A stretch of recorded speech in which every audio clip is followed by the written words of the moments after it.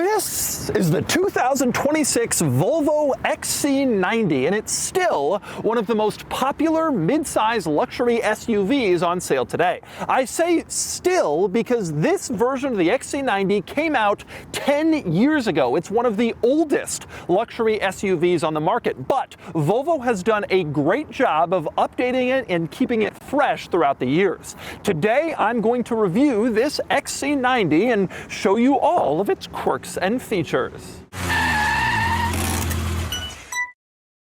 Before we get started, are you ready for your next cool car? Sell your enthusiast car on Cars and Bids. Trading in your car to dealers means you aren't getting market value for your car, leaving you with less cash for your next fun car. Just look at our recent sales of these cool cars compared to current trade-in value. This is a trade-in offer, and this was the Cars and Bids result. This is a trade-in offer, and this was the Cars and Bids result. This is the trade-in offer, and this is the Cars and Bids result. Get started now on carsandbids.com. Sell on Cars and Bids and join the best community to sell your enthusiast car. All right, let's talk XC90. This vehicle, the XC90, first came out way back in 2003, but this version, the second generation, came out in 2016. That's 10 years ago, making this one of the older vehicles on the market in general. But Volvo has kept it fresh, a lot of updates, including a big one last year. For 25, the XC90 was pretty heavily updated. The biggest change on the outside was to the front end. There was a restyling up front, and the most notable difference compared to the old version is the grille, which now has lines that go in different directions. You have lines on this side that go one way and lines on this side that go the other way. The general overall design of the XC90 was largely kept the same, mostly because it's pretty attractive and it still looks good even after 10 years on the market. But there were more changes to the interior. The biggest interior change was undoubtedly the new infotainment system. The screen grew a lot bigger, and in fact, it sort of came out from the dashboard where it had been more cleanly integrated, but the bigger screen needed more space, so it's now pulled out a little bit more. More on infotainment in a little bit. Now, there were other changes to the XC90, like new materials on the inside and some increased sound deadening, changes to the suspension to add comfort, but they did keep the spider. If you open up a little storage compartment, look underneath, there is a spider there. I'll explain that later when I go through the interior quirks and features, but for now, let's go back outside and start with the exterior quirks and features, beginning with the running lights, where you have the famous Volvo Thor's hammer design. Although that's been updated, it's no longer like filled in. Now it's just sort of the outline of Thor's hammer, which is a change to the XC90. Now in back, the taillights are fairly similar to how they've always been, which means they kind of climb up the side of the car in the rear window, which is sort of a Volvo hallmark that's been going on since the Volvo wagons of the 80s and 90s. One lighting element I really like is up front. This little orange band of light actually says Volvo in it if you look very, very closely, which is kind of cool. Mostly though, the important thing to keep in mind about the exterior design is, to me, it really is still attractive even after 10 years on the market. And this is a good example of what can happen if you have really good car design. You create a design that's not overly fussy or right in the moment with its specific appearance. Instead, it's clean, it's attractive. I don't want to call it timeless because it will eventually start to age, but it's just a nice, simple, attractive look that has aged very well and allowed this car to stick around in the same form for many years, while some of its rivals have started to look old a lot faster with their more like in the moment cutting edge designs that fade quickly. This is an attractive car. It remains an attractive car, and it's an impressive example of vehicle design, even though it doesn't make for a very quirky exterior. But next we move inside, which definitely has some more interesting quirks and features on the outside, starting with the seats. This car costs over $80,000 $80,000. I'll get to more detailed pricing in a minute, but over 80 grand, and it has cloth seats. You're looking at these, you might be shocked. Shouldn't a vehicle at this price point, a luxury car, have leather instead of this cloth? But no, these are not cloth seats. Instead, they are Volvo's wool seats, which aren't actually wool. They're 30% wool and like 70% synthetic recycled plastic, apparently. But the intent is, instead of leather, which comes from cows, this is a more humane seat treatment situation. You don't get your leather, but they're still heated and cooled, and they don't involve cows. Frankly, I think this is a pretty good idea. It probably fits pretty well with Volvo's buyer demographic who's interested in this kind of thing. But it's worth pointing out that if you do want leather, that is available, as is a synthetic leather, in case you still want the feel of leather, not the wool, but you don't actually want the cow-derived leather upholstery. Certainly an unusual quirk in this interior, and there are others, like, for example, the white wood trim. You can see this sort of flat wood. It feels great to touch. It looks good, and it's on the dashboard, the door panel, even here in the center console, this lid that covers up the cup holders. It's an attractive look, this white trim, and it's definitely different from what you get with other automakers. Another interesting material in here is the shifter, which you can see is this sort of clear glass. It's actually a crystal shifter, and it feels really nice. It has a nice heavy weight to it. It's made by a company called Urifours, which does crystal stuff. Their logo is a seal, which is actually imprinted inside the crystal. You can see it in there if you look closely. The little Urifours crystal shifter, certainly odd. And beyond some unusual and quirky materials in here, there's also some unusual and quirky controls. Like, for example, the engine start button. You can see it here in the middle, but it's not a button. Instead, it is a dial that you twist, sort of like twisting a key in an old school car. Well, here you twist this dial, which is kind of cool. Another interesting control for the sunroof. To open it, there's no switch or button that you press. Instead, there's a slider. You slide your finger across it, and the sunroof starts to open. If you want to stop it, you just tap your finger. That stops the process. And if you want to close it, you just slide your finger forward, and that closes the sunroof, all replacing your traditional button or switch. Another interesting quirk in this interior, over on the left side of the steering wheel, way down into the driver's footwell, you have this little panel with a latch.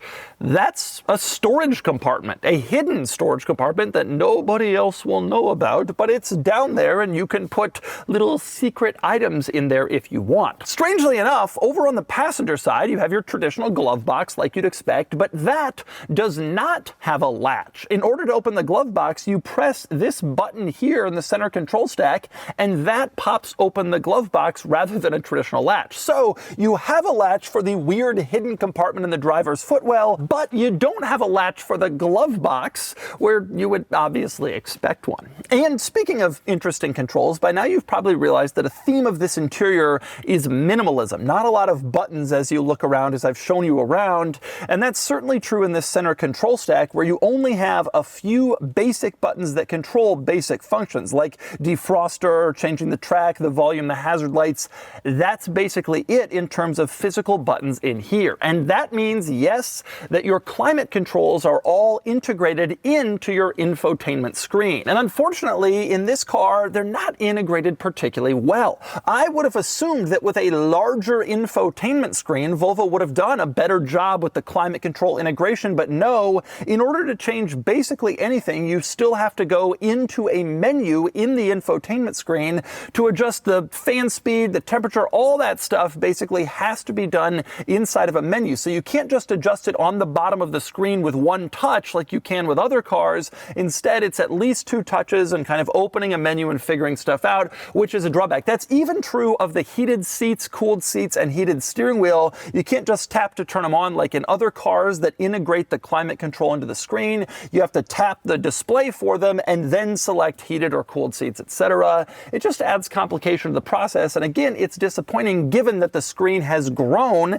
in the new XC90, but they still haven't integrated this better. Now, aside from those climate controls, I want to mention this is a fantastic infotainment screen setup. For one thing, I love a vertical infotainment screen. I think vertical orientation is the best way to do it, mostly because we're already all used to our smartphones, which are vertically oriented. And so having a screen in in a similar orientation is just more natural to most people. Not too many automakers are doing this, but some do, and it's nice to see. I also just love how this screen operates. Aside from the climate controls, very intuitive, easy to understand, very crisp, everything looks great. And it features Google Assistant, Google Maps, Apple CarPlay, Android Auto, all of the stuff that you would most want to have integrated into a modern car infotainment screen. Despite this vehicle's age, it certainly doesn't show in the screen, which feels modern, great, and up to date. I also love one other nice feature of this infotainment screen, the ease of access to the camera system. The home screen has a little icon on it that says camera.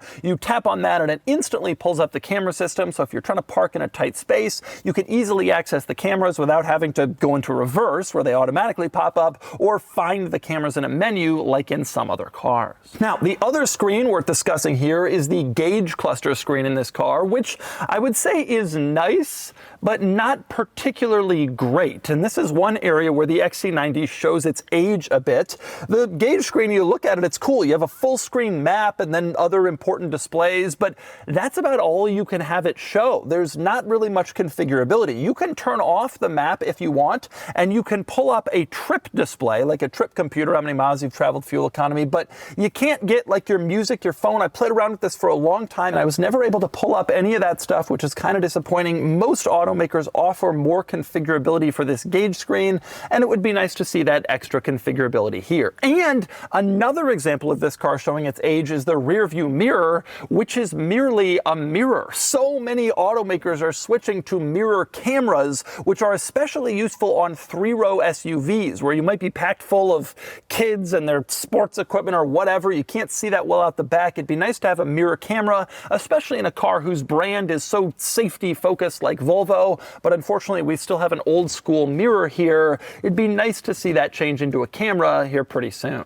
And next we move on to the back seat, the second row in the XC90, which I would say is fine. From a legroom perspective, it's pretty good back here. The front seat position where I would sit, I, as a taller adult, have a decent amount of space for leg, for head. That's pretty nice. But there are a couple of size-related drawbacks. For one, the individual seats back here feel a little bit narrow, specifically the two on the side. The middle seat is almost too big, which is a drawback in part because there's a third row that you would probably use before you started stuffing people in the middle, and the middle seat also isn't really that usable because of the hump on the floor for the driveline that goes through the middle of the car. So you're not really going to be using the middle seat that ends up taking up a surprising amount of space in terms of width in the back. Maybe that middle seat should be a bit smaller. Now, worth pointing out, there are some nice features back here. For one, you have a climate controlled setup back here where you can adjust the fan speed and the temperature, which is nice. You also have heated rear seats, which is nice to see. And beyond that, you have other nice luxury touches like sunshades integrated into the rear windows, which can be useful for children or infants. You also have rear seat climate vents, which is nice, both in the center and coming up the B-pillars, so you can get a lot of air back here. And you have a rear seat charge port. You open up this little cover and you have two different USB-C chargers, which is also nice to see for charging devices in back. Now, with all that said, there is one big drawback, another place where this car shows its age, and that's cup holders. The only rear seat cup holders are located here inside the center armrest, which means that if you do have a center passenger, you don't have anywhere to store drinks. And more modern rivals to this car, they've integrated cup holders into the door panels, so you have extra cup holders even with the center seat occupied, but that's not the situation here. And speaking of a little bit dated in the XC90, climbing into the third row. It's easy enough. There's just this one latch that you pull, then you push the seat forward and you can climb in. But it's a little bit challenging because the seat is actually a little bit more, I guess, sturdy than you would expect, and it requires a little bit more muscle both to push it forward and to push it back into place than some rivals. A lot of cars now, there's a button you press and the seat does all its folding automatically without you having to do anything. Here, you got to put a little bit more body into it, which isn't always easy if you're carrying stuff or if your child is trying to climb into the third row. row, they might not be strong enough to do it. So it's fine, but it's not necessarily the best. Once you're in the third row, you will also discover it's pretty small. Now, that's by design. The XC90 is a fairly large SUV, but it's kind of on the cusp of a midsize. This is certainly not a big, full-size, three-row Ford Expedition, Chevy Tahoe type situation. You have a third row, but it's truly only intended for kids and maybe smaller adults on shorter trips. And the third row is another place where this car kind of shows its age a little bit. You get back here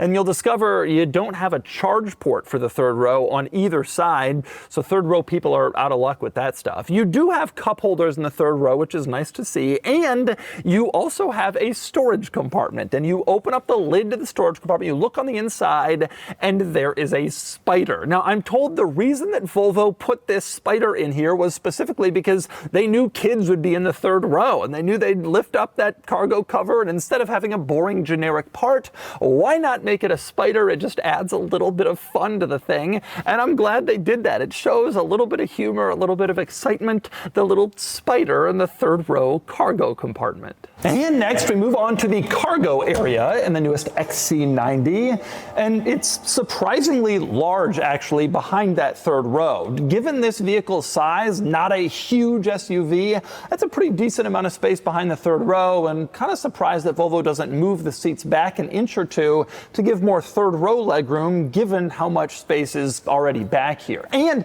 there's even more space if you want it. You can lift up the floor and you can see there's a little bit of extra space underneath. Obviously the charging cables are being stored under there right now, but you can put other stuff there, and there's a little extra storage space off to the side, which is also nice to see. Another item I like in this cargo area is the hooks on the side for like grocery bags or more fragile items. If you're carrying milk or whatever, you don't want it rolling around. It's nice to have those hooks in the cargo area. You see that a lot in vehicle trunks, but not always in cargo areas like this, and it's nice that Volvo integrated them. With that said, another couple examples of this car kind of showing its age back here. For one, even though this is the top trim model of the XC90, over 80 grand, it doesn't have power folding seats. So you got to actually push the latch and then fold the seat yourself manually. That's not necessarily a drawback. I have power folding seats in my car. They're kind of annoying. You press them, they don't always fold all the way. Sometimes they come back up because there's a tiny obstruction, but nonetheless, people do like that feature, especially at this price point, and you don't get it here. The other big drawback to me in the cargo area, you have a power port back here, but it's a 12 volt, like a cigarette lighter style port, instead of a household power outlet. Virtually all rivals are starting to switch to the household power outlets, like a typical thing you just plug in, but unfortunately, again, showing its age, you don't have that anywhere in the interior of this car. Not in the seating area or in the cargo area. You're just stuck with USB-C chargers and this cigarette lighter charger back here. Not a deal breaker, not the end of the world, but a little disappointing. And finally, let's talk powertrain and trim levels. All new XC90 models come standard with all-wheel drive, and all have a hybrid four-cylinder engine. But there are two different types of hybrid four-cylinder. The regular entry-level XC90s have a gasoline-powered hybrid four-cylinder, which has no plug-in component. There's no like plug-in electric and it can drive on electric power. It's just a fairly typical gas car with a hybrid engine. Now, those models start around $62,000, and they come in a 250 horsepower version or a 300 horsepower version. Or you can upgrade to this. This is the XC90 T8. And again, it's a hybrid four-cylinder all-wheel drive, but it's a plug-in hybrid, which means there's an added electric component where the car can drive around 30 miles on full electric power alone. Plus, the electric architecture adds some juice to the car, and this ends up with about 450 horsepower and roughly 525 pound-feet of torque. Now, the plug-in hybrid, the XC90 T8, is a lot more expensive than the regular model. It starts around $74,000, and this T8 Ultra has a sticker price of over 80 grand. It's big money, but it's quick, it's fast, it does 0 to 60 in under 5 seconds, and of course, it has that electric range, so you don't have to use the gasoline engine all the time. Now, it's worth pointing out, since I'm discussing this, that Volvo also sells a fully electric midsize SUV. It's basically the same size as this. It's called the EX90, and despite the similarities in name and sizing, it is a completely different vehicle with a different, fresh, kind of more modern design, and of course, like I said, fully electric. Now, I love the EX90. I think it's fantastic, but it starts around $81,000. So it sort of picks up in the Volvo lineup where the XC90 top end kind of leaves off. The EX90 offers around 400 horsepower in the base model, or like 500 horsepower in the top trim, and it has up to 310 miles of fully electric range, sort of depending on what you get. So that's kind of your Volvo SUV lineup and powertrains. Now it's time to get the new XC90 out on the road, and let's see how it drives. All right, driving the XC90 T8 Ultra. And I gotta tell you, if you're in the car world, you have to be impressed with this vehicle. It came out 10 years ago for the 2016 model year, and not only is it still here, you know, most car life cycles, 7 years is really pushing it. Not only is it still here, but it's still rocking it, it's still popular, it still looks good, and what I'll tell you in this driving portion is it still drives well. This car is actually a pretty impressive vehicle to drive. One thing that impresses me about the XC90, and has always impressed me about the XC90, is that it feels relatively light on its feet for a vehicle this size. And when I say that, what I mean is steering feels pretty direct, and the car kind of goes where you put it. You steer, it's quick to respond, and it doesn't feel like it's really fighting you. You know, I'm driving my Sequoia, a big full-size SUV, and that's got body roll, and that's got, you know, the vehicle's just so large you can feel the weight when you're going around corners, you can feel it flex. Like, this isn't like that. It feels like a smaller vehicle than it is. I wouldn't necessarily want to sit here and say that this is sporty or high performance, but it feels very manageable even for a relatively large SUV. It's 3-row seating, given its size, and that's pretty impressive. And the powertrain contributes to that benefit. It's relatively quick, which is obvious given the horsepower rating, but beyond that, it doesn't have significant turbo lag. It doesn't feel like it's strained ever, or like it's really working all that hard. Like, it's a pretty potent engine, and so the car actually feels like pretty easy to get going, pretty easy to get turning, despite relatively large size. And that too is pretty impressive given its age, given this platform's age. You would think that a vehicle that hailed from essentially another era in car design wouldn't necessarily feel so easy and so modern and so kind of dynamic, but it does. Now, one thing I will say that is noticeable is that the ride quality of the XC90 is not quite on the level of some of the other midsize luxury SUVs. Recently drove a GLE, which is a Mercedes competitor to this, and it rides nicer. There's no doubt about it. GLE is a bit more expensive, not significantly more expensive, but more importantly, it's just a newer design, and I have a suspicion that's contributing. XC90 doesn't quite have the same ride. Now, part of the reason for that might be some of the things I was mentioning earlier, the sort of the suspension dynamic, like the car feeling like it turns well and it's light on its feet. When you do that, that generally means you tighten up suspension, and that also means that you sacrifice a little bit of ride quality, and that could be the situation here. But regardless, it's smooth, it's very quiet in here. I'm like actually pretty astonished by how insulated you feel, considering the $80,000 price point. Usually you don't feel completely cut off from the outside world. Usually that's a $150,000 Mercedes S-Class thing, but you do feel like that. So it's very quiet, but the smoothness, it is smooth, but it's not like as luxury car smooth as maybe some of its rivals. In the case of this particular model, the T8, the power is really strong. I mentioned that it's quick coming off of a stop. You don't really feel turbo lag, but mid-range power, like you're going on the highway 50, 60 miles an hour, and you floor it to make a pass, that is also exceptionally strong. This car is quite fast. I wouldn't call it sporty necessarily. It has good power, but sporty isn't necessarily the term that I would use to describe it. I will say, getting into the EX90, which is Volvo's fully electric in this sort of same size world, that's brand new, and it feels newer. The interior feels sort of better designed, more modern. The overall exterior design looks more modern. The ride is a little better. There's a few nice benefits of the EX90, but it requires you to go full electric. And if you're not there yet,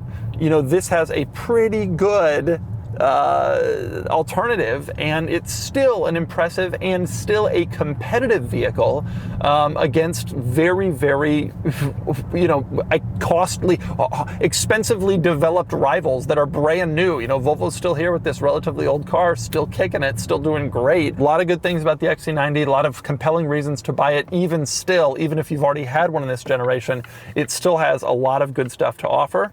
And it's hard to ignore that this remains a compelling product, which is impressive given its age. And so that's the 2026 Volvo XC90 T8 Ultra.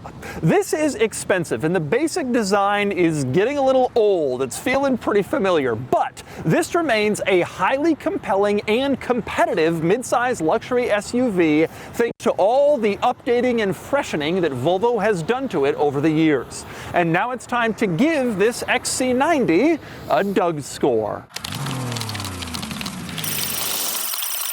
And the DougScore is here, 58 out of 100, which puts the XC90 here against rivals. This is an old platform, the mid-size luxury SUV that's been on the market the longest without a redesign, but it's still excellent as shown by its competitive score here. I think the BMW X5 is more engaging to drive, the Mercedes GLE is more comfortable, and a few cars have better tech, but overall the XC90 still presents a really compelling package against luxury SUV rivals.